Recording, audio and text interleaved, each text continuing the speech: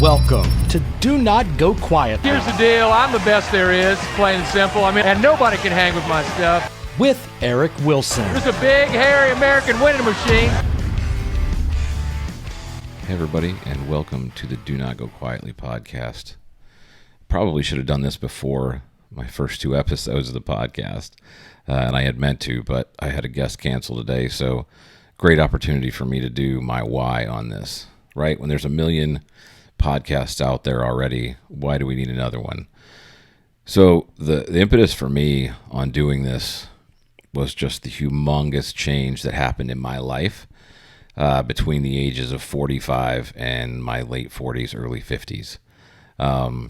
Just a lot of debilitating injuries and things that at certain times, left me in situations where questioning whether I could actually live like this for another 20 to 30 years. And these are all, things I've shared with my wife and my family. Not that I ever got to the point where we're talking about being suicidal, but just this kind of deep despair that can occur. And as I've talked to more and more people in my age group, I find that happens a lot. And so as you kind of look back on how we get here, right, my history is that I've been an athlete since, I was a young kid, primarily football, but in high school it was football, baseball, then football and track, lots of heavy weightlifting.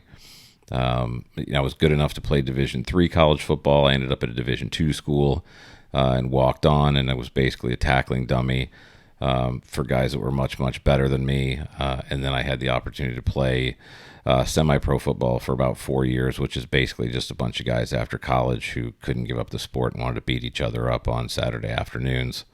And then go out and have a good time after. So that's kind of what I did. I got into college football coaching. I was a coach in college for close to 10 years, University of South Carolina, Grand Valley State University in Michigan, Murray State University in Kentucky. And then when I got out of coaching, I really kind of had this void in my life in terms of there was no competition all of a sudden. I had spent my whole life competing since the time I was a kid in elementary school. And so I started to seek out purpose and competition somewhere else, and I got into triathlons, and I started doing them by doing sprint triathlons.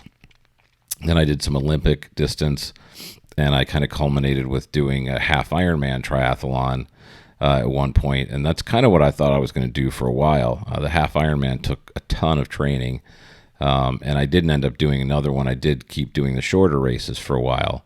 And then there was a period of time after I got married and I started having a family with multiple kids that I started doing CrossFit just because it was easier, it was quicker. The time that was required for triathlons just became a little bit too much. And so I did CrossFit really heavy for 3 to 4 years. In the middle of that, I also got involved in rucking, and I was doing Go Ruck and walking out and doing, 5 to 7 mile rucks with heavy weighted packs. And so I was always in this position where I challenged myself physically. And when you're young, and even in my 40s, I was very strong and very fit. You get to this point where you really just take your body for granted. You think it's always going to perform like that. It always has. You're never going to have a situation where that happens to other people, right? I used to see people in their 50s with back pain and things like that, and I would just be like, oh, my God, I'm glad that didn't happen to me. And then in my late 40s, it did. I started getting nerve pain down my left leg. I started developing a lot of pain in my lower lumbar area, which really kind of removed me from any kind of significant training. And I basically kind of got down to light exercise, which mentally wasn't great for me. I didn't realize it at the time. And also, I didn't really know what to do with it. And so after about 2 to 3 years of that, I saw a neurologist, a neurosurgeon. They did surgery on my left side of my spine, a microlaminectomy, a microdiscectomy of my lumbar spine. And that solved it and helped quite a bit. The issue that I was into at that point was because I had been in so much pain for a couple of years, I had been put on pain medication. And the pain medication was never something that I took for reasons other than to control the pain. Like the pain in the first time before my surgery was so debilitating at a certain point that's what kind of caused me to go to surgery. Was it would take me 20 to 30 minutes to get out of bed. There was times where I would have such shooting pain down my leg that it would just basically collapse and couldn't stand up. Those were things that I really didn't show my kids. I didn't want my kids to know, how bad it was. They knew that I wasn't doing as well, but they didn't know the extent of how bad it was. And so eventually I went and had surgery, and the surgery really helped a lot. But I had been taking pain medication for 2 years, and it was really hard to get off of the pain medication. It took me another year after surgery before I finally came off the pain medication. And it wasn't just that. It had been a combination of pain medication with an anxiolytic because of the anxiety and everything that came along with all the pain. And from what I've been told, the anxiolytics are probably worse to come off than pain medication, but I came off both of them at the same time. And there was a period of about 10 days where, I just wanted to crawl in a hole. It was so bad. But I eventually got off the pain medication. I never really got back to training very hard because I was so afraid that I was going to hurt my back. I was working out, but I wasn't really working out the way I used to work out. And so it was I was in this point of stasis where at this point I'm in my early 50s. I'm definitely not challenging my body the way I used to. I'm kind of managing things. I'm definitely not in the shape that I used to be in. At this point, at the worst point, I had gained 65 pounds. I was over 300 pounds. And then after the first back surgery, I lost about 20 of that. But I had a hard time losing the rest of it. No matter how little I ate, I think I had kind of drifted into this metabolic syndrome at this point. And what I'd always done when I was young was just train really, really hard for hours a day, and that kind of fixed it. But I couldn't do that at this point. And so about 3 years after that, this is just about 2 years ago, I started having the same symptoms down my right leg. And I ran into the same issue. Basically, I got to the point where I could not walk very well. It wasn't as bad as the left side, but it was bad to the point where I couldn't exercise at all. I literally couldn't go out and walk past the end of the driveway because of the shooting pain down my leg. So I went to the neurosurgeon. He did the same procedure on the right leg as he did on the left. Unfortunately, this time the result was not nearly as productive. It really didn't do much to improve it. That was the spring of 2022. And so I basically spent the summer of 22 trying to figure out, what am I going to do? Because at this point, I'm 5 years into this journey, and I'm basically saying, I can't live another 20 or 30 years like this. Again, not suicidal, but just my life had changed so much. And so many times, even though I had great relationships with my family, this thing that I had lived on for 45 years of my life had just disappeared. The ability to challenge my body, the ability to put myself through really, really difficult situations, those things were always extremely purposeful and rewarding to me. And so I learned about this procedure called disc seal. And part of my podcast, the why of this podcast, right, is to share information and to meet and interview people, not just that I'm interested in, which I will do a lot of that as well, but over time I want to bring experts in the field that deal with the kind of situations that people in their late 40s, 50s, and beyond are dealing with, that oftentimes feel like, hey, there's no answer to this, right? I'm going to have to live with this for the rest of my life. And not only physically debilitating, but it's mentally debilitating. And so I learned of a procedure called disc seal, and it's only really offered by a few people in the country. And their thought process was, hey, it's not as much the spinal issues in terms of the nerves and those things that are being dealt with from the spine and some of the bony outgrowths on the spine.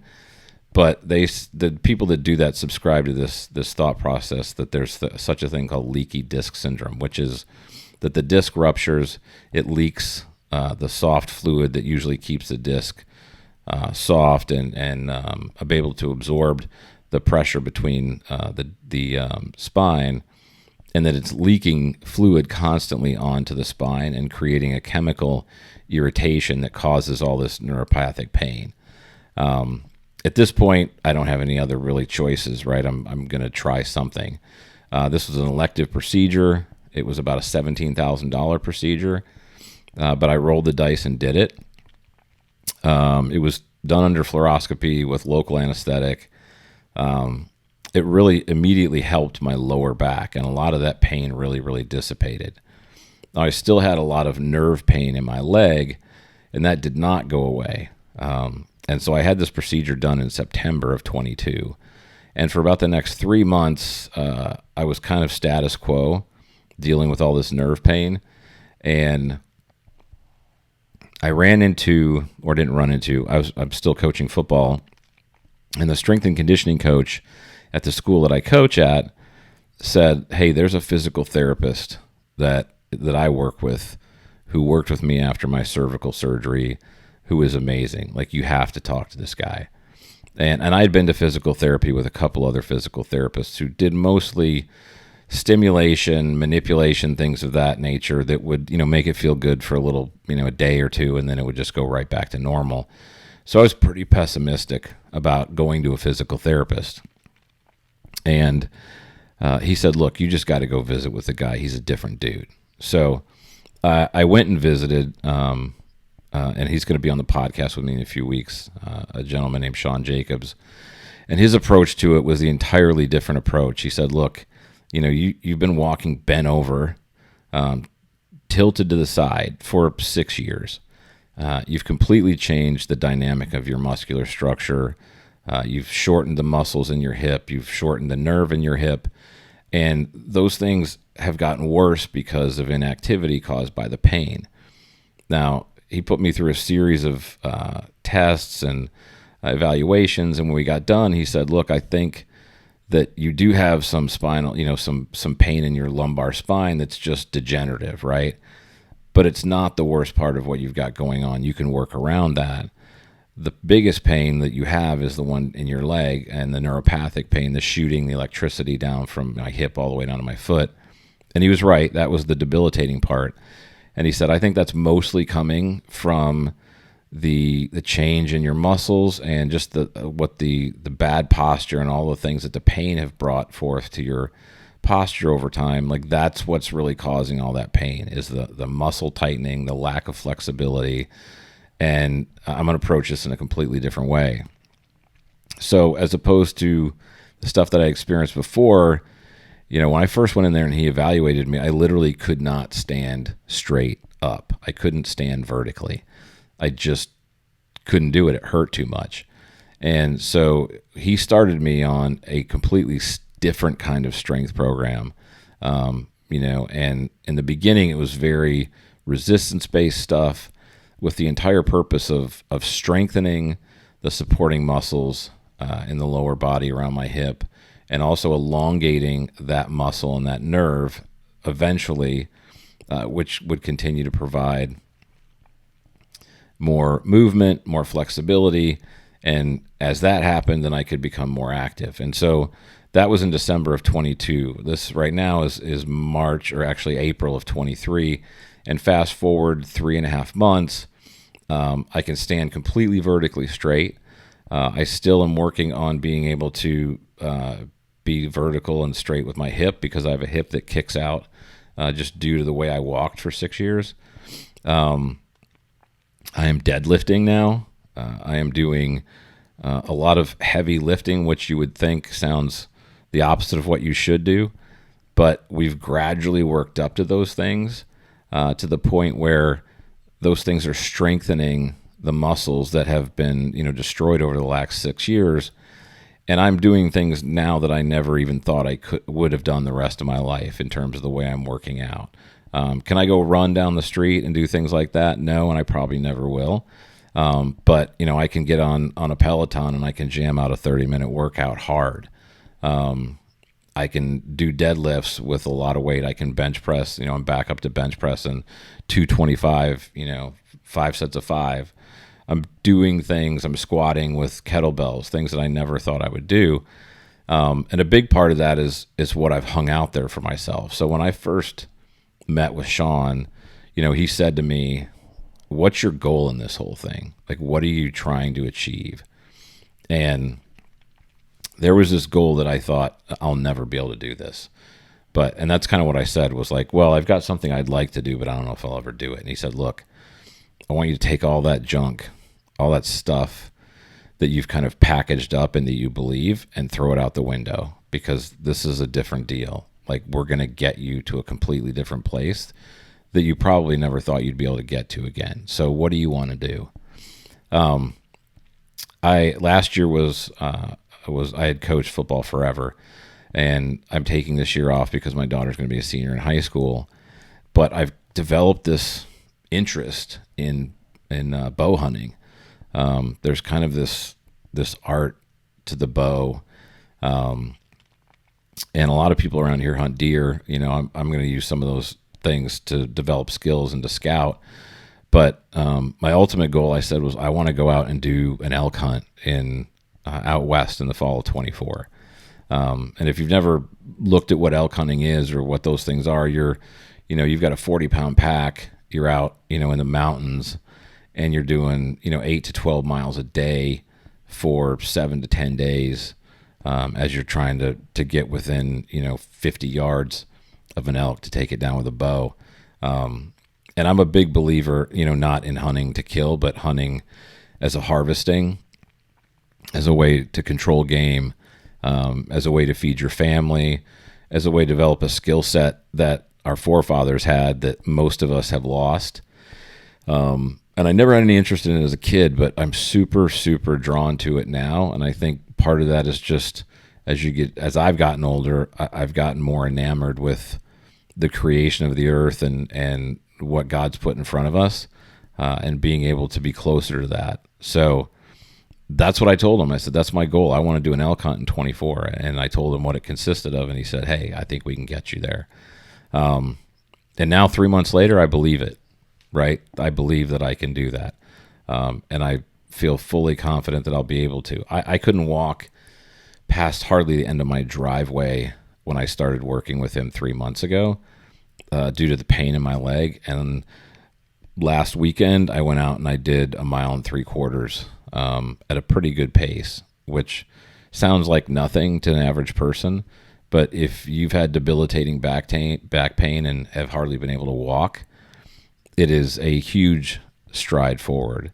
And my goal is I want to be able to go out and do 10 to 12 miles with a weighted pack and be able to do that regularly. And to be where I am at just 3 months, I'm really on my way to being there. So all that is to say, what is Do Not Go Quietly? And again, this started with, why am I doing this, right? The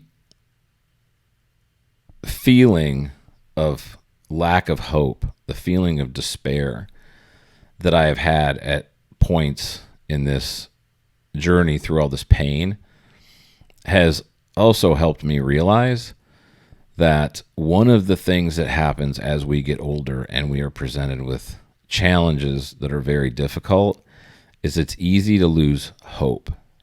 And it's easy to start to accept that your life will never be the same, and to just kind of move on with it and say, that's my life, right? But for me, and I know in speaking to, I'm around a lot of coaches, a lot of athletes, and in speaking to older athletes, when they start to lose purpose is when they start to lose hope. When we're young and we are driven and passionate and excited about something, in my case, it was athletics. In some people's case, it's the arts. In some people's case, it's travel, whatever it is. And we're learning and we're exposing ourselves to challenges that make us feel alive, that make us, fill us full of purpose. Those things are what create that feeling that we have when we're young, right? That feeling of being able to conquer the world. And as we get older and we take on more and more responsibility in our families, and we have financial responsibilities, it's hard enough to try to keep that in as part of your life. But then when you start to be faced with physical challenges, again, it can sometimes get to the point where you either feel hopeless or you just kind of feel numb because you feel like you're never going to be able to feel like that again. And you almost forget what it's like. And I can tell you that I feel so alive right now. Even though I still have a lot of pain, I know that I am working through the pain and I am becoming more and more functional and more fit every day. I'm down 20 pounds in about the last 7 weeks as my workouts have really ramped up a lot more. And I'm using some medicine on the side to also help with that, because I know that if I can get off, another 50 pounds, the way that's going to impact my back is going to be significant. But just being able to feel like there's something out there that I never thought I could do again, that I'm going to do, it gives me this joy and this excitement that I can't even explain. And so my goal for this podcast is to explore those kinds of things. And sometimes I'm going to talk to people that are doing things that I am interested in and I'm passionate about so that I can learn from them. Sometimes I'm going to talk to people that have an impact on the aging space, right? Like the physical therapist that I just mentioned. Talking to people about diet and nutrition and how that impacts the way that you age. I want to provide information that not only is interesting, but also is pertinent to people in our age group that are struggling with things, so that they can recognize that you aren't stuck where you are, that there is hope, that there is a chance for you to have immense joy and to have purpose again. And when you don't think that's available to you, the worst thing you can have in life is to lose hope.